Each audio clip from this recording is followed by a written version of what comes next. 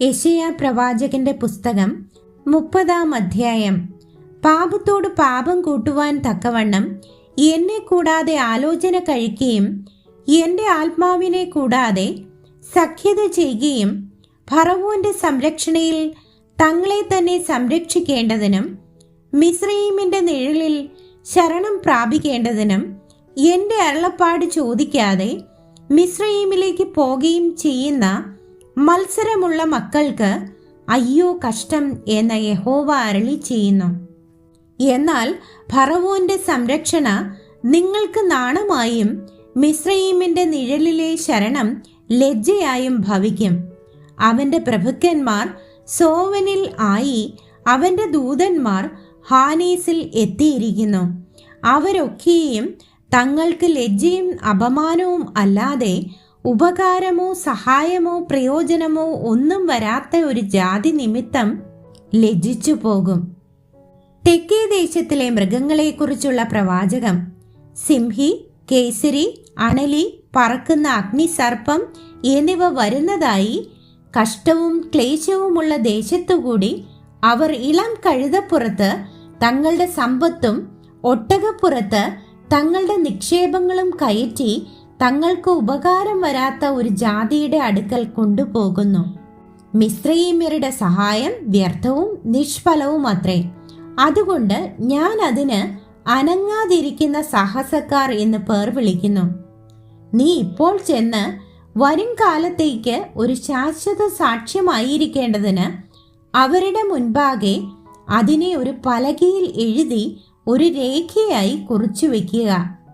അവർ മത്സരമുള്ളൊരു ജനവും ഭോഷ്ക് പറയുന്ന മക്കളും യഹോവയുടെ ന്യായപ്രമാണം അനുസരിക്കാത്ത സന്തതിയുമല്ലോ. അവർ ദർശകന്മാരോട് ദർശിക്കരുത്, പ്രവാചകന്മാരോട് നേരുള്ളത് ഞങ്ങളോട് പ്രവചിക്കരുത്, മധുരവാക്ക് ഞങ്ങളോട് സംസാരിപ്പിൻ, വ്യാജങ്ങളെ പ്രവചിപ്പിൻ, വഴിവിട്ട് നടപ്പിൻ, പാത തെറ്റി നടപ്പിൻ, ഇസ്രായേലിന്റെ പരിശുദ്ധനെ ഞങ്ങളുടെ മുൻപിൽ നിന്ന് നീങ്ങുമാറാക്കുവിൻ എന്ന് പറയുന്നു.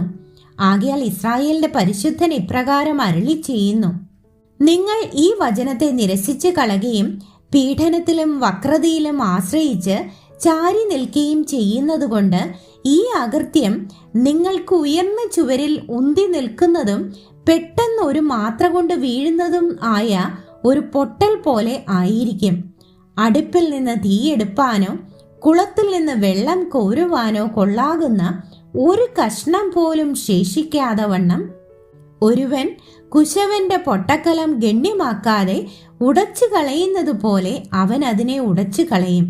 ഇസ്രായേലിന്റെ പരിശുദ്ധനായി യഹോവയായ കർത്താവ് ഇപ്രകാരം അരുളി ചെയ്യുന്നു: മനം തിരിഞ്ഞ് അടങ്ങിയിരുന്നാൽ നിങ്ങൾ രക്ഷിക്കപ്പെടും. വിശ്രമിക്കുന്നതിലും ആശ്രയിക്കുന്നതിലും നിങ്ങളുടെ ബലം.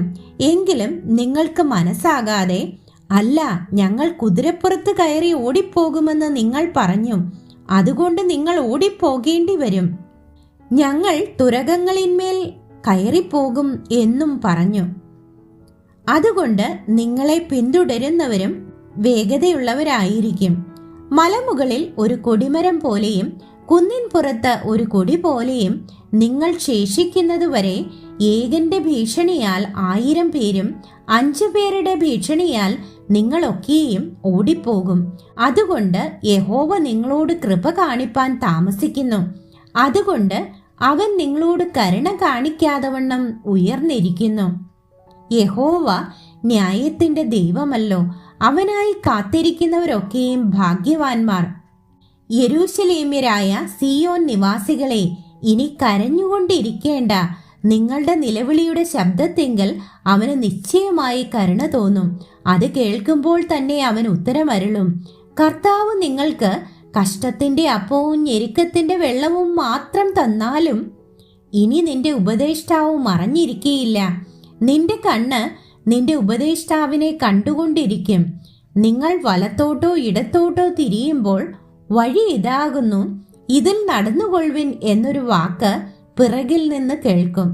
വെള്ളി പൊതിഞ്ഞിരിക്കുന്ന ബിംബങ്ങളെയും പൊന്നു പൊതിഞ്ഞിരിക്കുന്ന വിഗ്രഹങ്ങളെയും നിങ്ങൾ അശുദ്ധമാക്കും. അവയെ മലിനമായൊരു വസ്തു പോലെ എറിഞ്ഞു കളയുകയും പൊയ്ക്കോ എന്ന് പറയുകയും ചെയ്യും. നീ നിലത്ത് വിതയ്ക്കുന്ന വിത്തിന് മഴയും നിലത്തിലെ വിളവായ അപ്പവും അവൻ നിനക്ക് തരും. അത് പുഷ്ടിയും സമൃദ്ധിയും ഉള്ളതായിരിക്കും. അന്ന് നിന്റെ കന്നുകാലികൾ വിസ്താരമായ മേച്ചിൽപ്പുറങ്ങളിൽ മേയും. നിലമുഴുന്ന കാളകളും കഴുതകളും മുറം കൊണ്ടും പല്ലി കൊണ്ടും വീശി വെടിപ്പാക്കിയതും ഉപ്പ് ചേർത്തതുമായ തീൻ തിന്നും. മഹാസംഹാര ദിവസത്തിൽ ഗോപുരങ്ങൾ വീഴുമ്പോൾ ഉയരമുള്ള എല്ലാ മലയിലും പൊക്കമുള്ള എല്ലാ കുന്നിന്മേലും തോടുകളും നീരൊഴുക്കുകളും ഉണ്ടാകും. യഹോവ തന്റെ ജനത്തിന്റെ മുറിവ് കെട്ടുകയും അവരുടെ അടിപ്പിണർ പൊറിപ്പിക്കുകയും ചെയ്യുന്ന നാളിൽ ചന്ദ്രന്റെ പ്രകാശം സൂര്യന്റെ പ്രകാശം പോലെയാകും. സൂര്യന്റെ പ്രകാശം 7 പകലിന്റെ പ്രകാശം പോലെ 7 ഇരട്ടിയായിരിക്കും. ഇതാ കോപം ജ്വലിച്ചും കനത്ത പുക പുറപ്പെടുവിച്ചും കൊണ്ട് യഹോവയുടെ നാമം ദൂരത്തു നിന്ന് വരുന്നു. അവന്റെ അധരങ്ങളിൽ ഉഗ്രകോപം നിറഞ്ഞിരിക്കുന്നു. അവന്റെ നാവ് ദഹിപ്പിക്കുന്ന തീ പോലെയും ഇരിക്കുന്നു. ജാതികളെ നാശത്തിന്റെ അരിപ്പ കൊണ്ട് അരിക്കേണ്ടതിന് അവന്റെ ശ്വാസം കവിഞ്ഞൊഴുകുന്നതും കഴുത്തോളം വെള്ളമുള്ളതും ആയ തോടുപോലെയും ജാതികളുടെ വായിൽ അവരെ തെറ്റിച്ചു കളയുന്ന ഒരു കടിഞ്ഞാണായും ഇരിക്കുന്നു. നിങ്ങൾ ഉത്സവാഘോഷ രാത്രിയിൽ എന്ന പോലെ പാട്ടുപാടുകയും യഹോവയുടെ പർവ്വതത്തിൽ ഇസ്രായേലിൻ പാറയായവന്റെ അടുക്കൽ ചെല്ലേണ്ടതിന് കുഴലോടുകൂടെ പോകും പോലെ ഹൃദയപൂർവ്വം സന്തോഷിക്കുകയും ചെയ്യും.